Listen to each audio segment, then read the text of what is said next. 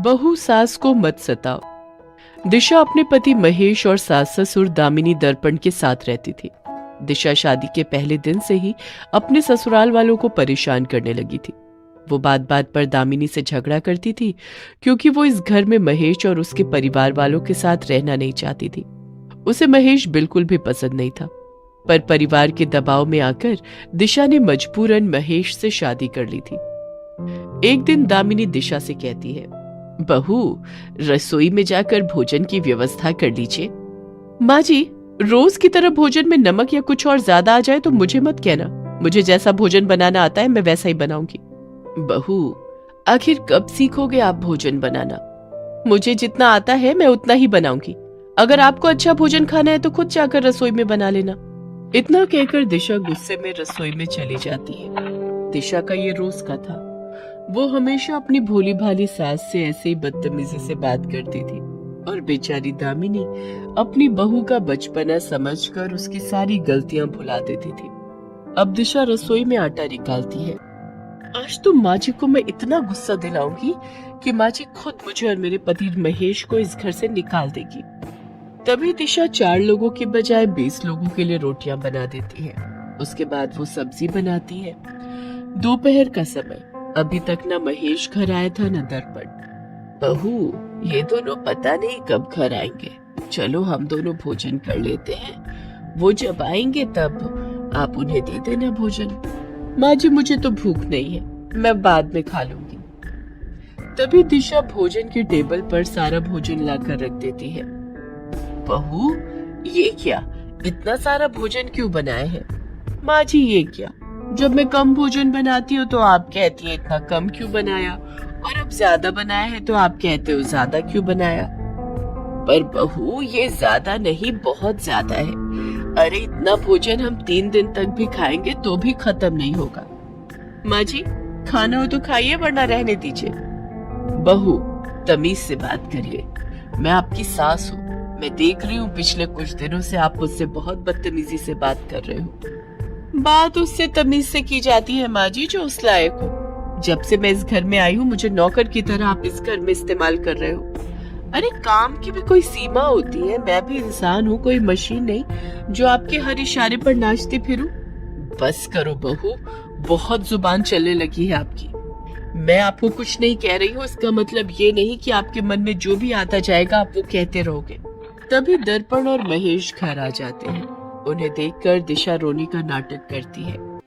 माँ जी, आप ही ने तो मुझसे कहा था ना कि आज घर में मेहमान आने वाले हैं, तो आज ज्यादा भोजन बनाना, और अब आप ही मुझे डांट रहे हो कि इतना सारा भोजन क्यों बनाया। महेश और दर्पण को देखकर दिशा झूठ कहने लगती है। क्या हुआ दिशा, आप रो क्यों रहे हो?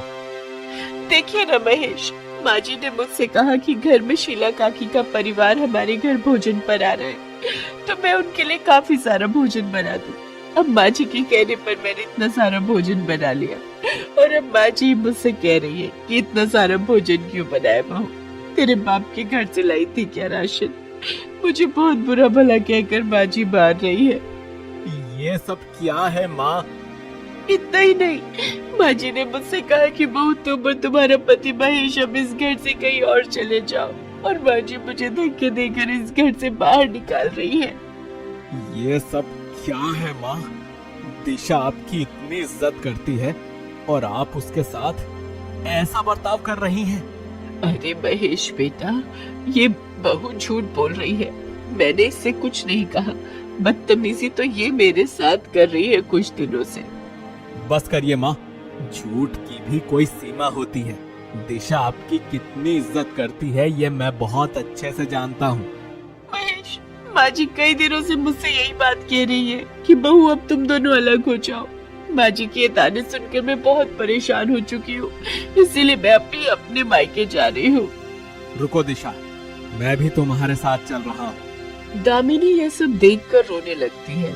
तभी दिशा महेश को लेकर अपने मायके चली जाती है और अपने माता पिता सुजाता और बलराम को पूरी बात विस्तार से बताती है। देखते ही देखते 2 दिन गुजर जाते हैं। एक दिन सवेरे दिशा अकेली अपने कमरे में अपनी एक दोस्त से बात कर रही थी। तभी उसके कमरे के बाहर उसके माता पिता बलराम और सुजाता आ जाते हैं और वो दिशा की छुपकर बात सुनने लगते हैं। तभी दिशा फोन पर अपनी दोस्त रिया को वो सारी बात बता देती है कि कैसे उसने अपनी सास दामिनी को जानबूझकर सताया और उस घर से भाग गई। दिशा ये भी कह देती है कि उसे महेश पहले से ही पसंद नहीं था और उसने मजबूरन ये शादी की थी। दिशा की ये बात सुनकर बलराम और सुजाता दंग रह जाते हैं और वो दिशा के पास आते हैं। मेरी बेटी की सोच इतनी गंदी निकलेगी, ये मैंने कभी नहीं सोचा था।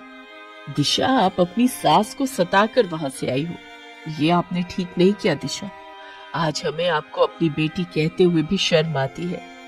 माँ, मेरी बात सुनिए। कुछ नहीं सुनना हमें, हमने सब सुन लिया है। दिशा के माता पिता दिशा को बहुत खरी खोटी सुनाते हैं। तभी महेश को भी ये बात पता चल जाती है और वो गुस्से में वहां से अपने घर चला आता है। देखते ही देखते कई दिन गुजर गए। अब दिशा से घर में कोई बात नहीं करता। एक दिन अचानक दिशा के भाई अभय की पत्नी मीनल भी सुजाता को सताने लगी और एक दिन वो भी अभय को लेकर उस घर से चली जाती है। ये देखकर सुजाता और बलराम बहुत रोने लगते हैं। माँ, पिताजी, अब रोइए मत। अरे भाई चले गए तो क्या हुआ, मैं तो हूँ ना आपके पास। ये सब तुम्हारी वजह से हुआ है बेटा। तुमने जो जानबूझकर अपनी सास का दिल दुखाया है ना, तो बदले में उनकी बद्दुआ हमें लग गई और आज हमारा इकलौता बेटा हमें छोड़कर चला गया। तभी दिशा को एहसास होने लगा कि ये सब उसी की गलती का नतीजा है। इसीलिए वो अपने ससुराल वापस जाती है और अपने पति और सास के पैरों में गिरकर रो रो कर उनसे अपनी गलती की क्षमा मांगने लगती है। काफी मिन्नतों के बाद दामिनी और महेश उसे क्षमा कर देते हैं। उसके बाद दिशा अपनी सास के साथ उसकी बेटी की तरह रहने लगी।